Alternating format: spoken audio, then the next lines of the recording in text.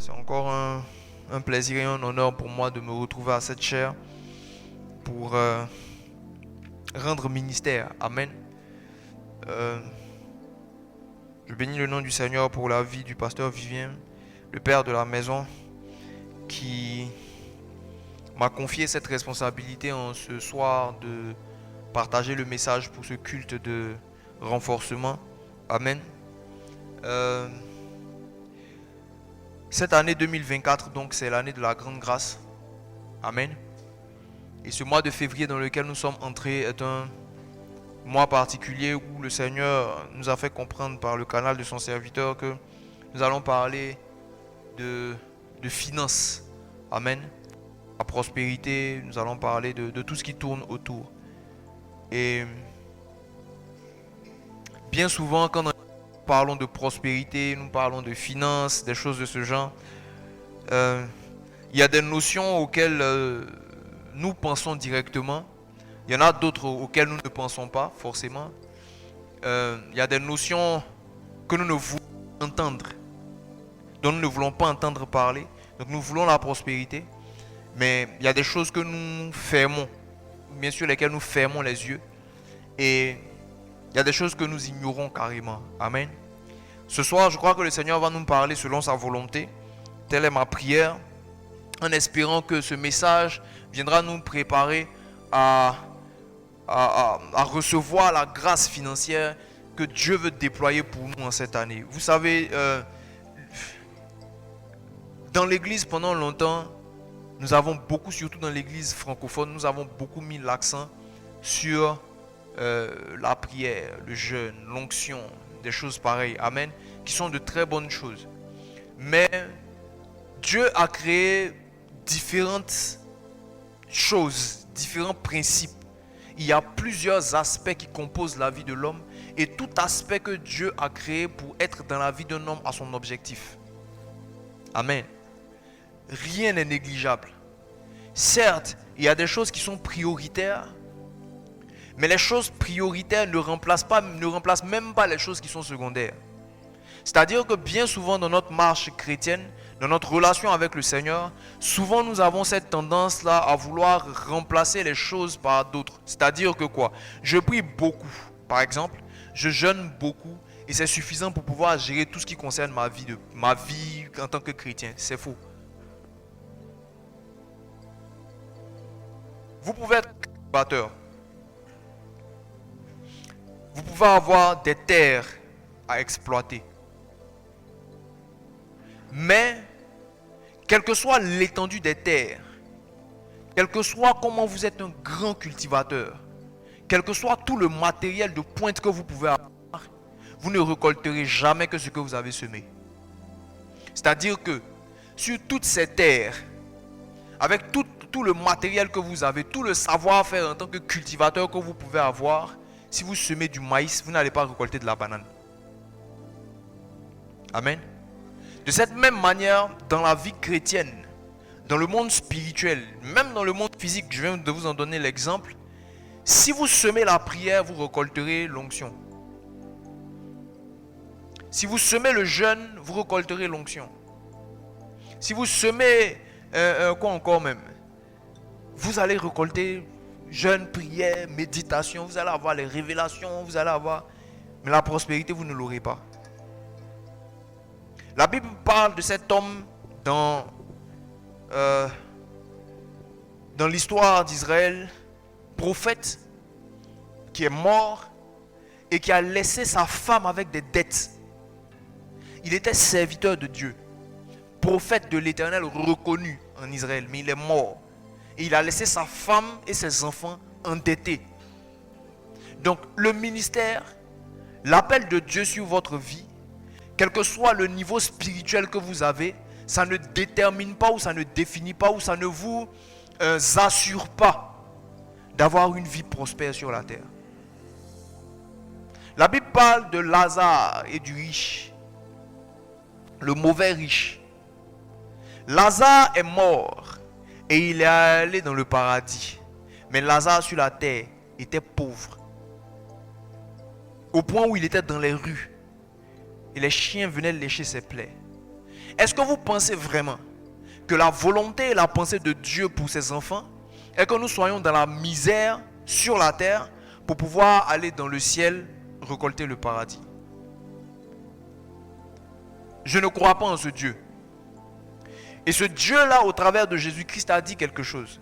Les disciples, à un moment donné, sont venus devant lui et puis lui ont demandé, mais nous qui avons tout abandonné pour te suivre, qu'est-ce que nous allons avoir? Qu'est-ce que tu nous réserves? Jésus a donné une réponse claire et précise. Il dit, il n'y a personne qui pour moi a abandonné père, mère et richesse, toutes ces choses-là, qui ne reçoivent toutes ces choses au centuple dans le siècle présent et la vie éternelle dans le siècle à venir. Amen. En d'autres termes, Jésus est en train de dire à ses disciples que chaque chose que vous allez abandonner dans chaque compartiment de vos vies pour me positionner en première place, vous allez le récolter au centuple. Si vous abandonnez une relation pour moi, je vous donnerai des relations.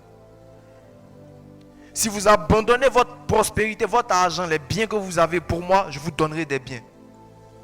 Si vous donnez votre temps pour moi, je vous donnerai du temps. Si vous donnez votre énergie, votre savoir-faire pour moi, je vous en donnerai plus. Ça, c'est sur la terre. Et par-dessus tout, ou après cela, dans le siècle à venir, vous aurez la vie éternelle. Amen. La richesse, la prospérité, l'onction, ce sont des choses qui sont définies pour la terre, ce n'est pas pour le ciel. Donc si vous attendez d'être au ciel pour être prospère, vous aurez des larmes aux yeux quand vous serez au ciel, parce que vous allez vous rendre compte que vous avez laissé les choses de la terre sur la terre, alors que vous aviez la capacité, même le mandat, de pouvoir les avoir et de pouvoir en profiter pour pouvoir aller au ciel. Parce que le salut dans le ciel ne dépend pas de ce que vous allez trader ou que vous allez échanger sur la terre. Ce n'est pas parce que vous allez abandonner la prospérité que vous allez avoir le ciel. Vous pouvez être pauvre, souffrir dans l'église et puis mourir et puis aller même en enfer. La pauvreté, la misère n'est pas un gage de salut. C'est deux choses qui n'ont rien à voir. Ce n'est pas parce que tu es pauvre que tu vas aller au paradis. Ce n'est pas parce que tu es riche que tu vas aller en enfer. C'est deux choses qui n'ont absolument rien à voir. Hier soir, je disais à la cellule, il existe ce qui est du trait de caractère et ce qui est du principe. Tu peux respecter, connaître tous les principes et les mettre en œuvre et puis avoir mauvais caractère. C'est deux choses qui n'ont rien à voir. C'est-à-dire que quoi? Tu connais tous les principes de l'onction, tous les principes de la prospérité, tous les 18 principes pour avoir une vie épanouie, 50 lois pour un mariage réussi, 1200 principes pour pouvoir avoir des entreprises. Tu peux connaître tout ça là, les appliquer, avoir tout le résultat et puis au dernier jugement te retrouver devant Dieu et puis il va dire je ne te connais pas parce que ça n'a rien à voir. Tu peux connaître les 600 millions de lois secrètes pour avoir l'onction qui ressuscite les morts. Et quand tu vas finir de ressusciter tous les morts que tu as ressuscités sur la terre, tu vas te trouver devant Dieu qui va dire arrière de moi, je ne te connais pas. Pourquoi?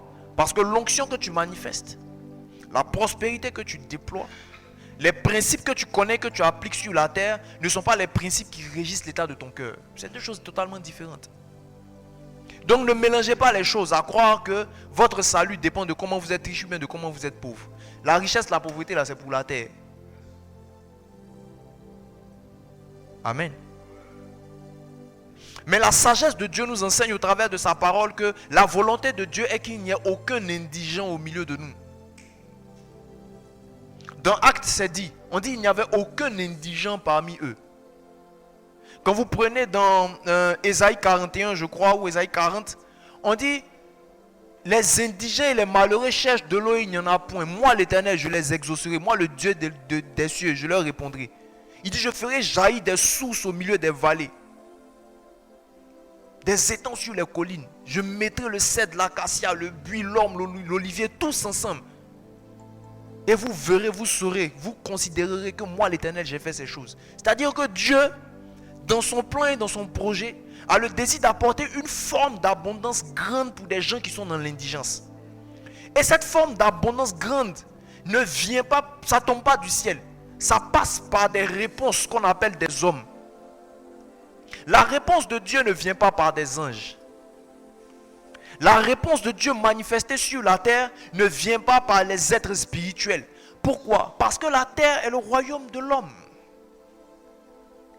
On prend souvent cet exemple. Pourquoi est-ce que lorsque Corneille, après toutes ses actions, après ses aumônes et ses prières, a dû recevoir une réponse à ses prières de la part de Dieu, un ange vient parler à Corneille mais ne lui donne pas le message ou l'exaucement à ses prières. Mais l'ange demande à Corneille d'aller chercher un homme. Pourquoi? Donc c'est une énorme erreur de croire que la réponse à l'indigence dans l'église ne passe pas par toi. Quand Dieu veut répondre aux besoins de la pauvreté dans l'église, qui va apporter la prospérité pour qu'il n'y ait aucun indigent dans l'église, il passe par les enfants de Dieu.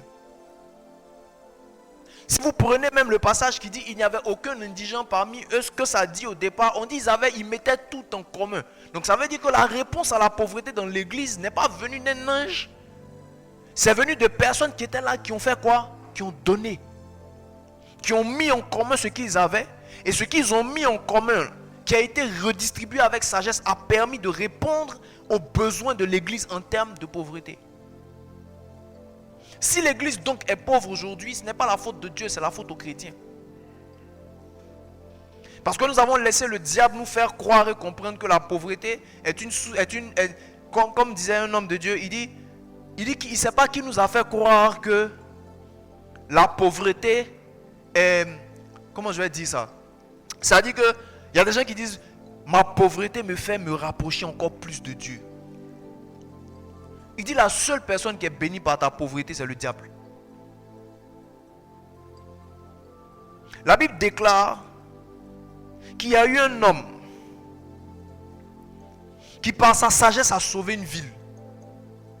Un homme sage. Il a donné des solutions pour pouvoir sauver la ville dans laquelle il était. Quand la solution a été appliquée, que la ville a été sauvée, on l'a oublié. Vous savez pourquoi? Parce qu'il était pauvre. La Bible dit que la sagesse du pauvre est méprisée. Vous pouvez avoir toute la sagesse que vous voulez. Cette sagesse, ça va vous permettre d'avoir des solutions. Mais le positionnement par rapport à là où Dieu veut vous mettre pour que votre sagesse soit entendue a besoin d'une forme de puissance qu'on appelle la prospérité. Quand les hommes disent que les oiseaux du même plumage volent ensemble, ce n'est pas les hommes qui ont inventé, c'est Dieu. Quelle que soit toute l'onction que vous allez avoir, quelle que soit toute la sagesse et toutes les révélations que vous pouvez avoir, si vous n'avez pas une forme de puissance adéquate, il y a des milieux dans lesquels vous n'allez pas rentrer.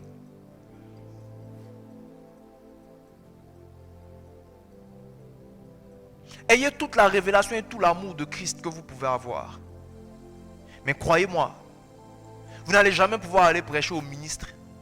Vous n'allez jamais aller pouvoir prêcher aux directeurs d'entreprises de multinationales.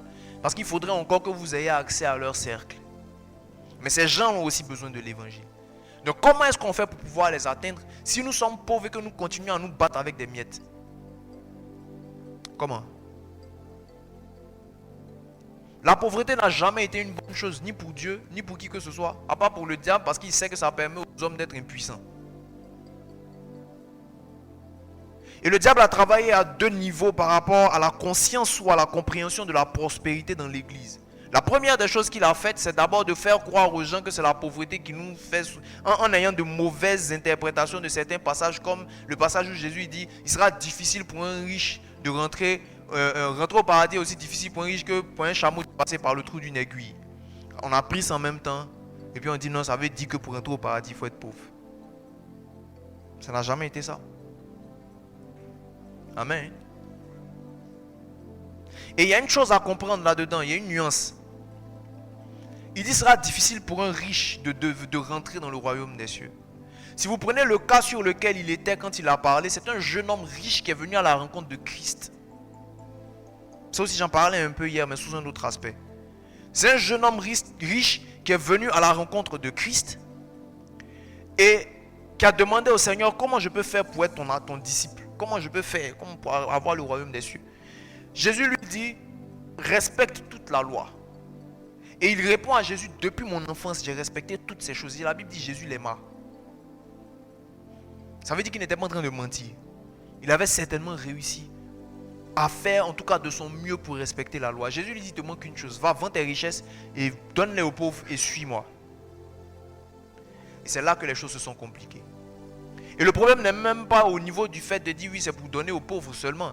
Le vrai problème, c'est que son cœur était plus attaché à ses richesses, à la sécurité que cela pouvait lui apporter, qu'à la conscience de qui Jésus était au-dessus de ses richesses.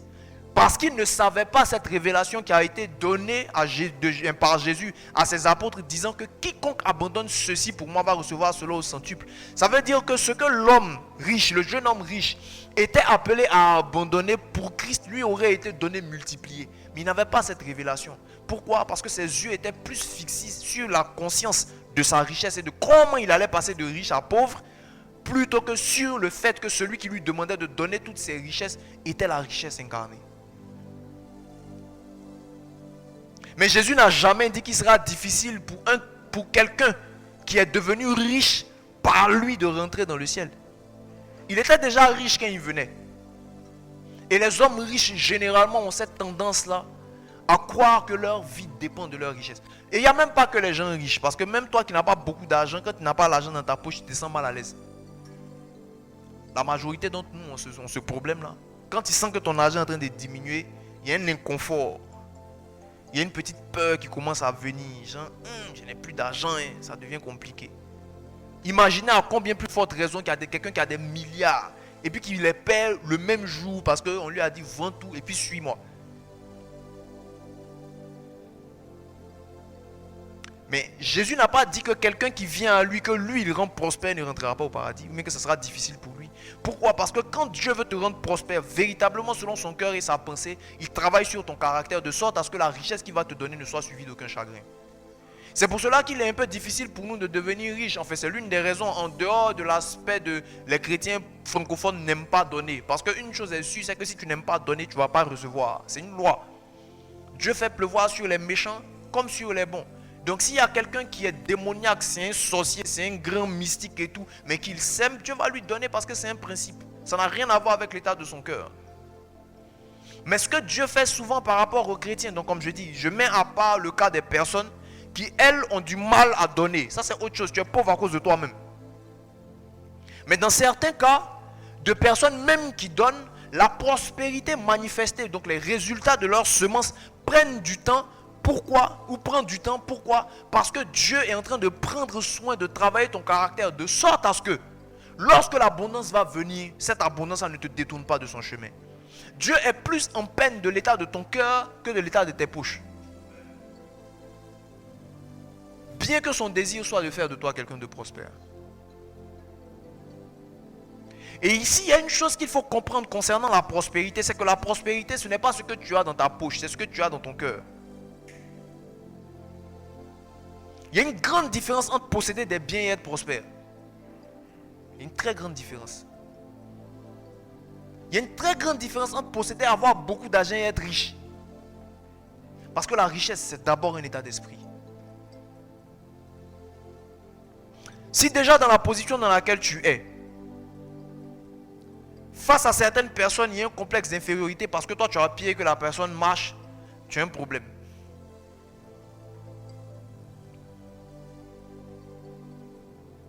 L'assurance que tu dois déployer ne dépend pas de ce que tu as dans les poches, ça dépend de qui tu sais que tu es. Et c'est par ça que la prospérité commence. Parce que même quand tu te retrouveras en face de personnes qui ont beaucoup plus que toi, il sera difficile pour toi de courber l'échine juste parce que ces personnes-là ont et que toi tu n'as pas. Amen.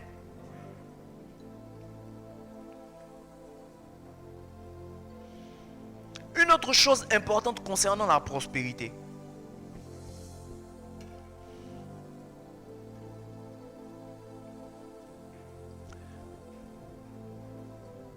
Si l'état de prospérité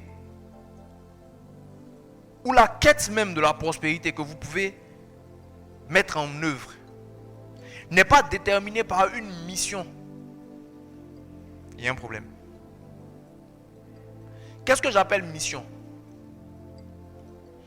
toute ressource que Dieu met dans la vie d'un homme, d'une femme qui marche avec lui, même qui ne marche pas avec lui, toute ressource tout court que Dieu met dans la vie d'un être humain a un but. Toute ressource. Que ce soit l'argent, que ce soit des talents, des dons, que ce soit spirituel ou physique, toute ressource, toute capacité que Dieu donne à un être humain est pour un but. Ce n'est jamais juste pour que ce soit joli dans sa vie. Jamais. Mais aujourd'hui, si on te pose une question, d'accord, tu veux être prospère, tu veux être riche, tu veux avoir des millions, des milliards même, ok. Mais quelle mission est assignée aux ressources que tu as ou que tu veux avoir? Pourquoi tu veux être riche? Je suis sûr que si tout de suite, vite, on fait la queue, et puis on t'y vient, on te donne le micro. Tu veux être riche, oui, pourquoi? Ça va aller dans tous les sens. Donc, la véritable raison, ou la véritable, comment je vais dire ça même? C'est-à-dire ce qui valide la prospérité, ce n'est pas le fait d'avoir de l'argent. Ce n'est pas le fait d'avoir beaucoup de ressources. C'est le fait que cette prospérité-là soit liée à la mission pour laquelle Dieu veut que tu sois prospère. Je ne sais pas si je me fais comprendre. Dieu veut t'utiliser par rapport à quelque chose. Par rapport à ce quelque chose qu'il veut faire avec toi, il prévoit te donner, de te faire de toi quelqu'un de prospère. Donc, si jamais tu ne sais pas ce à quoi cette prospérité est censée servir, pourquoi est-ce que tu la cherches, la prospérité? En d'autres termes, si vous devez chercher la prospérité aujourd'hui, la première des choses qu'il faut faire, c'est de chercher d'abord la raison pour laquelle Dieu veut que vous soyez prospère. Ça vient prédisposer déjà l'arrivée de la prospérité dans votre vie. Parce qu'il y a un dessein. Vous donnez à l'argent un but. Vous donnez à l'argent une mission. Vous donnez à l'argent un objectif. En ce moment-là, l'argent qui est un serviteur, quand il vient dans votre vie, sait que quand il arrive, c'est pour servir à cet objectif. Mais lorsque vous n'avez pas d'objectif clair et précis, surtout si ces objectifs ne correspondent pas aux objectifs de Dieu, l'argent sera pour vous un maître. Parce que ce sont vos convoitises qui vont vous guider. Et non pas la pensée spirituelle que Dieu a concernant les ressources qu'il veut vous donner. Nous allons lire un texte. 1 Roi 3. À partir du verset 4. Le roi se rendit à Gabaon pour y sacrifier, car c'était le principal des hauts lieux. Salomon offrit 1000 holocaustes sur l'autel.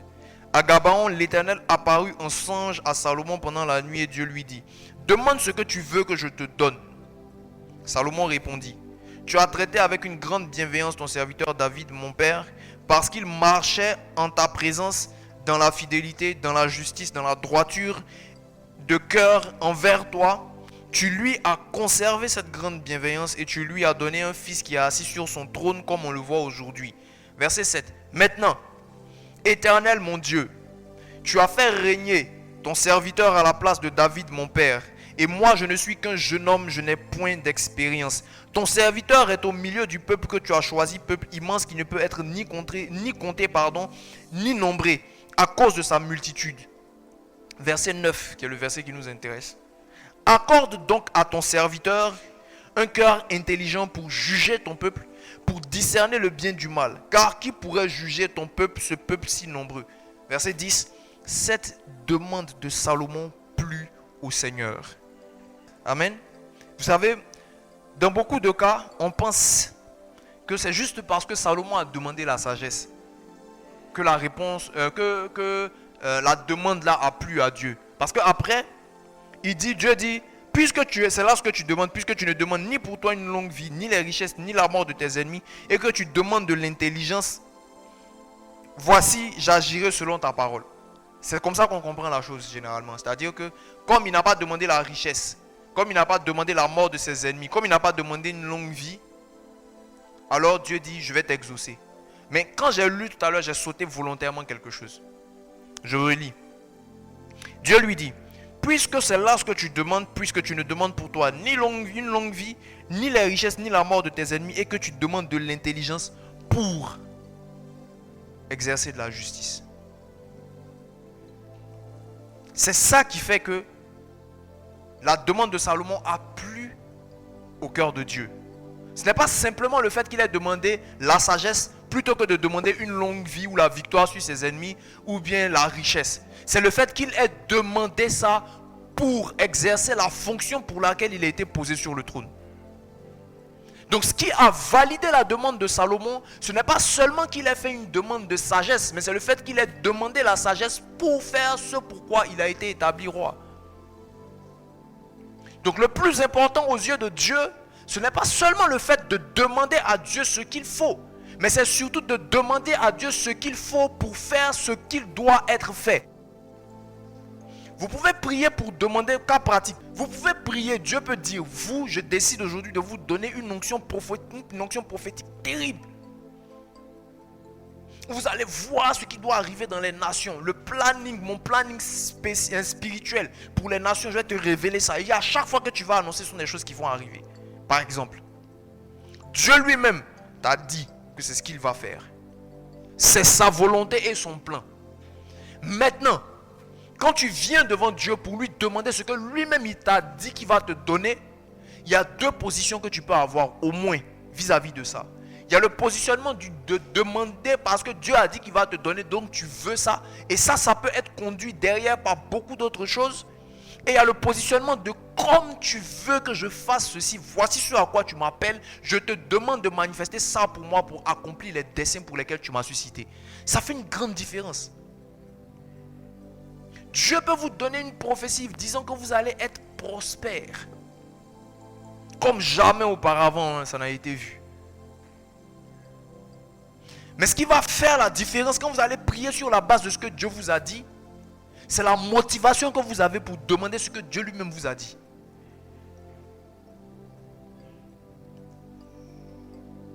Quelqu'un me comprend? Si Dieu dit je vais te donner un emploi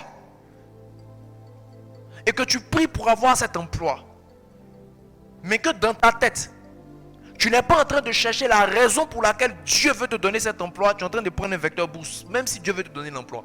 Parce que l'objectif final de Dieu, ce n'est pas le fait de te donner l'emploi. L'objectif final de Dieu est que cet emploi serve à quelque chose. Donc Salomon, quand il demande la sagesse, n'a pas en vue le simple fait d'être sage, il a en vue le fait de régler des problèmes. Donc quand toi tu demandes la prospérité à Dieu aujourd'hui, c'est sur la base de quoi? Parce que tu veux bien manger?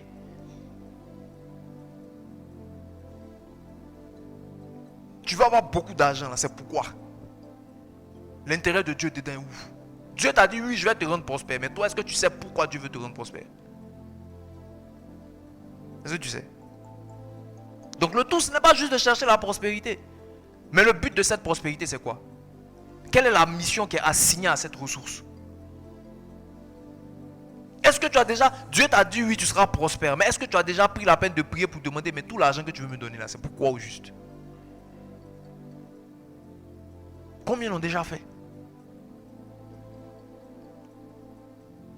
On pense que la promesse ou la parole de Dieu concernant le fait de dire que tu seras prospère, c'est ça la volonté de Dieu. La volonté de Dieu pour moi, Dieu veut que je sois prospère. C'est pas ça la volonté de Dieu pour toi. Dieu veut que tu fasses quelque chose, raison pour laquelle il te donne la prospérité.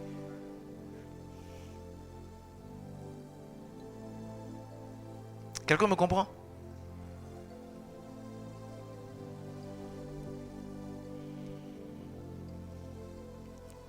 Donc Salomon lui fait sa demande à Dieu.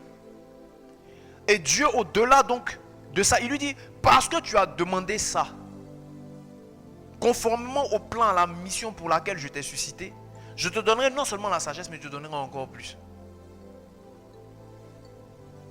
Mais si vous regardez bien dans l'histoire de Salomon, ça aussi j'en parlais hier,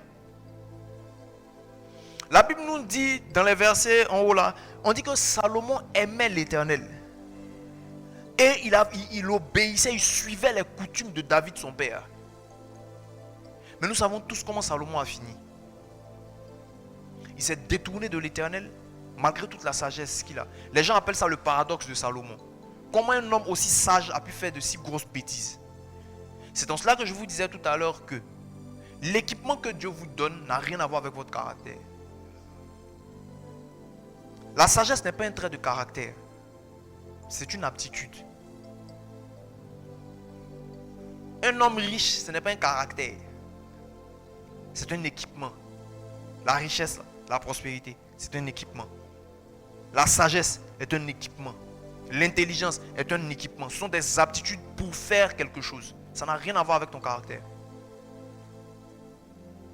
Donc pendant que tu cherches les voies et moyens pour devenir prospère, il faut aussi chercher les voies et moyens pour pouvoir avoir le caractère. Parce que l'équilibre dans la balance se fait entre puissance et caractère. L'équilibre dans la balance se fait entre puissance et caractère. Si tu as tout le caractère que tu veux, mais que tu n'as pas la puissance, personne ne t'entendra. Mais si tu as toute la puissance aussi que tu veux, mais que tu n'as pas le caractère, non seulement tu vas perdre des gens, mais tu vas aussi te tuer. Et l'objectif de Dieu, je l'ai dit au départ, n'a jamais été le déséquilibre. L'objectif de Dieu, c'est qu'il y ait un équilibre dans la vie de ses enfants. Autant il veut que tu aies l'onction, autant il veut que tu sois riche, autant il veut que tu comprennes les Écritures, autant il veut que tu aies le cœur de Dieu. Alléluia. Mais nous avons cette tendance-là à basculer dans un sens ou dans l'autre. C'est pour cela qu'au départ, je vous disais qu'on fait cette erreur-là de croire qu'on fait des substitutions. C'est un peu comme la logique que certaines personnes ont. C'est-à-dire que si tu fais un travail et qu'il y a différentes tâches qui t'ont été confiées et que tu réussis une tâche et que tu ne réussis pas l'autre, on n'a pas le droit de te dire que tu n'as pas réussi parce que tu as déjà réussi une tâche. Ça n'a rien à voir. Par exemple, on dit tu dois nettoyer la douche et puis acheter le pain. Prends des exemples simples. Tu as bien nettoyé la douche, mais tu n'as pas acheté le pain. Conséquence, la douche est propre, mais il n'y a rien à manger sur la table. Et puis on te dit, mais on n'a rien à manger parce que tu n'as pas acheté le pain. Et puis tu dis, mais et la douche qui est bien lavée là? Tout ça. On dit oui, on reconnaît que tu as bien lavé la douche, mais ça n'empêche pas que ta douche que tu as lavée, on ne va pas manger ça. Il n'y a pas de pain sur la table. Donc dans les tâches et les responsabilités qui t'ont été confiées, tu as bien fait quelque chose et tu as mal fait l'autre. On a le droit de te dire que tu as mal fait. Mais non, quand il fait bien là, j'ai bien fait là, ça là, ces petits trucs qu'il n'a pas fait là, à cause de ça ils sont en train de parler. Mais petit truc que tu n'as pas fait, ça crée une carence quelque part. Tu ne peux pas substituer une tâche à une autre. Parce que chacune des tâches a un objectif. C'est de cette même manière-là que tu ne peux pas substituer la prière aux données. Parce que la prière a un but. Elle t'équipe d'une certaine façon pour un objectif. Et le donner t'équipe aussi d'une certaine façon pour un objectif. Et ce n'est pas remplaçable. Prie beaucoup et toute l'onction que tu veux, mais tu n'auras pas la prospérité. Donne beaucoup et toute la richesse que tu veux, mais tu n'auras pas l'onction. Donc si tu veux les deux, produis les œuvres qui doivent t'emmener à posséder les deux. Et Dieu est un Dieu qui veut que nous soyons équilibrés. Il n'a jamais demandé à ce que la pendule aille dans un seul sens. Alléluia. Si dans votre alimentation, vous vous nourrissez beaucoup d'aliments de force, vous allez avoir la force. Ça ne ment pas. Mais si vous faites 1m60, ce n'est pas la faute de quelqu'un. Parce que vous n'avez pas mangé d'aliments de croissance. Et c'est ce que beaucoup de chrétiens font. Prière. Jeûne, prière, jeûne. Mais ils ne donnent jamais. Qu'est-ce qui se passe? Tu vas avoir onction, mais tu vas dormir dehors. Parce que personne ne va venir payer ton loyer. Et puis, onction ne paye pas loyer. Chaque conséquence a ses causes. Chaque résultat que vous voulez avoir, il y a une opération qu'il faut poser. Tu ne vas pas faire 2 plus 2 et puis espérer avoir un résultat de 18. Le chrétien francophone a voulu substituer le travail, le donner à la prière.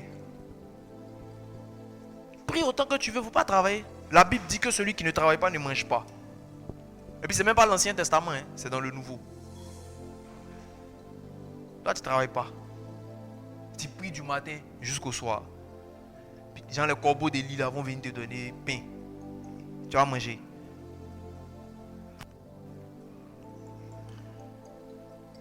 Il y a un gros problème de déséquilibre au niveau de l'église. J'ai pris cet exemple pour dire quoi? Le fait de manger équilibré va diminuer les rations de chaque chose. Du coup, le résultat va se faire de façon moins violente. Mais tu vas croître dans chaque chose un peu, de façon équilibrée. Notre problème, c'est quoi? C'est qu'on veut beaucoup un coup. Donc, comme je veux beaucoup de force un coup, je ne mange que des aliments de force. En oubliant que tu vas développer la force, mais tu vas être comme manioc. Parce que tu as l'image de ce que tu manges. On a des chrétiens comme ça. Coup formé. Mais là où la hauteur demande d'arriver, il ne peut pas arriver là-bas. Parce que ce qui fait arriver en hauteur, là, il n'a pas pris. Parce qu'il voulait beaucoup un coup. On est impatient. Marcher et grandir dans la marche chrétienne de façon équilibrée va prendre plus de temps. Pourquoi? Parce que tu es obligé de manger un peu. Pour pouvoir grandir dans tous les secteurs de la vie chrétienne simultanément. Il y a des gens qui n'écoutent que des messages qui concernent la puissance. Mais est-ce qu'en écoutant un message qui concerne seulement les enseignements qui ne parlent que de la puissance, comment l'avoir, comment la manifester, ça te donne le message qui te dit comment traiter ta femme? Ou bien ton mari? Est-ce que n'écouter qu'un message qui parle que de puissance, va t'enseigner comment faire pour avoir un résultat dans ton travail? Ou bien comment traiter avec sagesse les solutions, les difficultés de la vie? Comment avoir le cœur de Dieu? Comment obtenir l'humilité, par exemple? Ça ne t'enseigne pas ça. Est-ce que le fait d'être seulement sûr? Non, moi, c'est la parole de Dieu. J'aime méditer la parole, j'aime la parole. Tu n'es que sur ça. Est-ce que vous savez que vous pouvez avoir toutes les révélations que vous voulez et puis manquer de puissance et d'audience? Parce que ce n'est pas automatique. Ça, je l'ai appris moi-même à mes dépens. À un moment, le Seigneur m'a parlé. Je t'ai fait savoir beaucoup de choses. Mais il y a un déséquilibre. Je t'ai fait comprendre la parole d'une certaine façon. Mais il y a un déséquilibre au niveau de la puissance qui doit porter ta voix quelque part. Donc il faut chercher ça aussi pour combler le vide. Alléluia. Et Dieu fait ces choses-là selon son timing à lui. Aujourd'hui, nous avons besoin d'une église qui produit de l'impact. Cet impact ne viendra pas que par l'onction. À ce stade-là, nous avons besoin d'être prospères. Et qui parle de prospérité, je le disais tantôt, parle du fait de donner. On va parler un peu du donner. Et on va parler aussi de la discipline financière. On a parlé tout à l'heure de Salomon que Dieu a exaucé. Dieu est venu vers Salomon pour lui demander qu'est-ce que tu veux. Pourquoi Dieu l'a fait? Parce que Salomon, juste avant que Dieu ne vienne, la Bible dit que Salomon a donné 1000 holocaustes. Souvent, bon, je ne sais pas qu'est-ce qui nous motive à penser ça, hein, mais je pense que je ne suis pas le seul à l'avoir pensé. On croit encore une fois que Dieu dit, il donne à Salomon tout ce que Salomon a reçu en dehors de la sagesse, juste parce que Salomon a demandé de la sagesse. Non, hein. Salomon a récolté ce qu'il a récolté après que Dieu lui a donné la sagesse parce que Salomon avait semé quelque chose. Les 1000 holocaustes que Salomon a donnés là sont la base, la chose sur laquelle Dieu s'est appuyé pour pouvoir produire la prospérité extraordinaire de Salomon appuyée sur la sagesse. Donc ce n'est pas seulement le résultat de la sagesse. Sinon, l'homme dont on parle dans la Bible dont j'ai parlé au départ, qui était sage, mais dont la sagesse a été oubliée, il était pauvre. Si sagesse égale automatiquement à prospérité, il aurait été riche. Pourquoi il était sage et pauvre? Sage au point de sauver une ville, mais pauvre au point d'être oublié. Si la sagesse d'office produit la richesse. Pourquoi cet homme était pauvre? Pourquoi? C'est paradoxal. Alors que, comme dirait un homme de Dieu, le révérend Raoul Wafo, il dit, quand la sagesse est enceinte, elle enfante la prospérité. Mais il faut comprendre que dans la marche chrétienne et dans la vie de tous les jours, ce n'est jamais un seul ingrédient qui fait une sauce. C'est la raison pour laquelle, malgré toute la sagesse que Dieu a donnée à Salomon, à la fin, il s'est quand même perdu. C'est ce que je vous expliquais. Il avait la sagesse, mais il a abandonné son cœur. Donc il y a un équilibre à garder. Ne crois pas en puissance pour abandonner ton caractère. Ne crois pas en prospérité pour abandonner l'humilité. Ne crois pas en onction pour abandonner l'amour. C'est un équilibre. Et les choses équilibrées prennent du temps. Quand on bâtit un bâtiment, on ne construit pas un mur, on finit le mur. Et puis après on s'en sur l'autre et puis on construit l'autre mur. Les murs montent ensemble. N'est-ce pas? C'est exactement la même chose avec la vie de l'homme. Quelqu'un me comprend? Donner est non négociable. Si vous voulez vivre tranquillement sur la terre, c'est une loi. C'est non négociable. C'est indiscutable. Nos frères musulmans ne discutent pas avec ça. Tous les vendredis, à Saraka.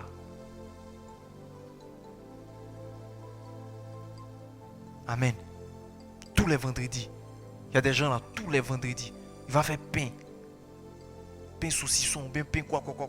Et puis il va arriver dans un coin et puis il distribue. Puis il s'en va. Chacun le fait à son échelle. Les mystiques ne discutent pas avec ça. Ils créent des associations qu'ils disent être des associations caritatives. On donne pour aider les gens. Ce n'est pas seulement pour aider les gens. Leur prospérité que vous voyez là, c'est alimenté par des sacrifices.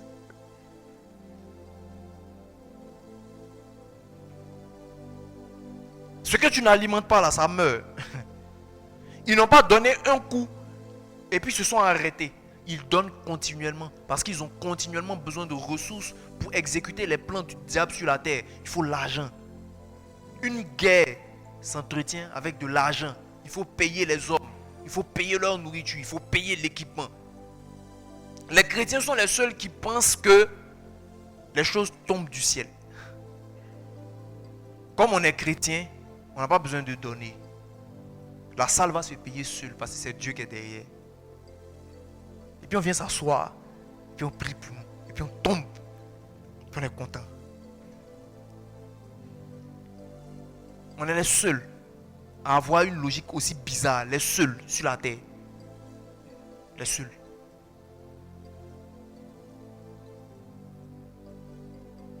Dès qu'on parle de donner, le chrétien francophone tombe malade. Je vous ai dit au départ qu'il y a deux aspects, deux choses que le diable a fait pour pouvoir limiter l'action de la prospérité ou du message, l'impact du message de la prospérité dans la vie des chrétiens. La première des choses que le diable a fait, c'est de nous faire croire, comme j'ai dit là, que c'est quand tu es pauvre que tu vas aller au paradis. Donc en visant trop le paradis, on a oublié l'impact sur la terre. Lui, il a pris de l'avance. Ça ne ment pas. Tout territoire que tu n'occupes pas sera occupé par quelqu'un d'autre. La nature a horreur du vide. Deuxième chose qu'il a fait, il a envoyé les mamailleurs pour annoncer aux pauvres que lui, il avait créé, c'est-à-dire le diable, il fait quoi? Ces attaques là, souvent c'est comme ça, c'est à deux volets. Premier volet, c'est quoi? Je crée des pauvres. On pense que le but, c'est seulement de créer des pauvres. Donc il a créé des pauvres en leur enseignant que la pauvreté est une bonne chose, ça vient de Dieu. Mais pour pouvoir les enterrer bien, qu'est-ce qu'il fait? Deuxième volet, il envoie des gens qui enseignent la mauvaise prospérité.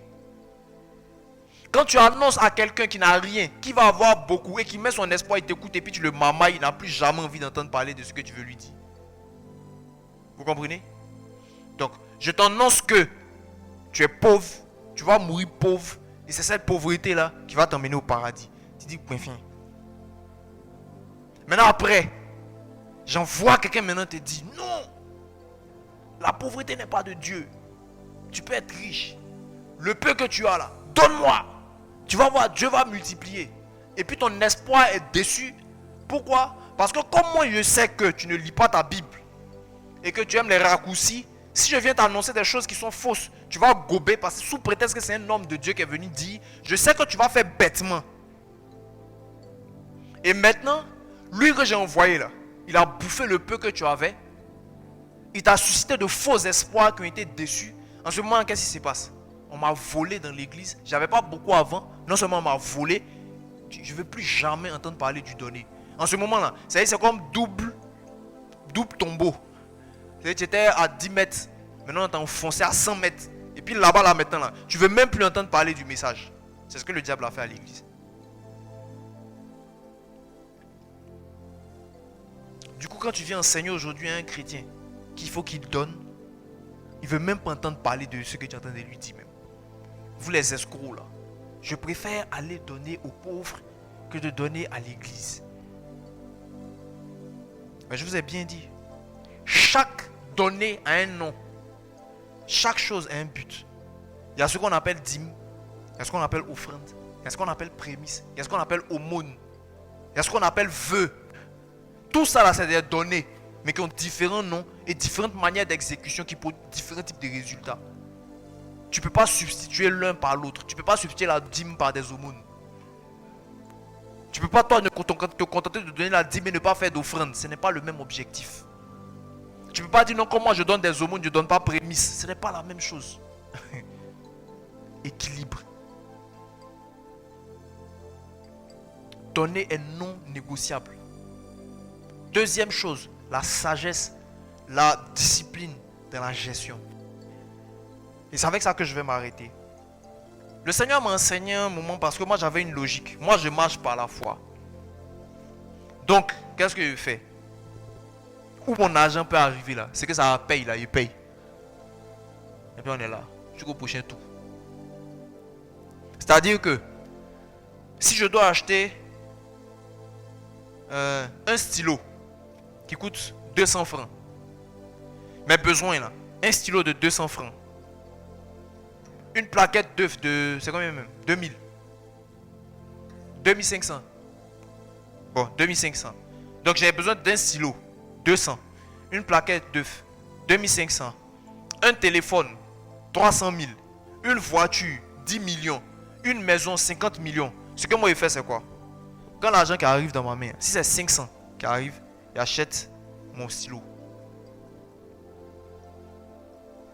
Si j'ai eu 2600, je ne vais pas faire genre, je vais acheter le stylo, par exemple 200, et puis garder les 2000 et quelques qui sont dessus là.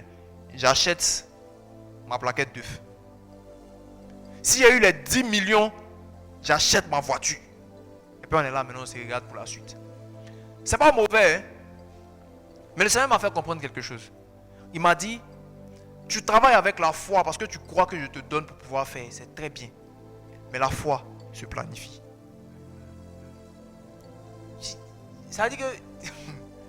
J'ai dit, mais qu'est-ce que tu me dis là même, en fait?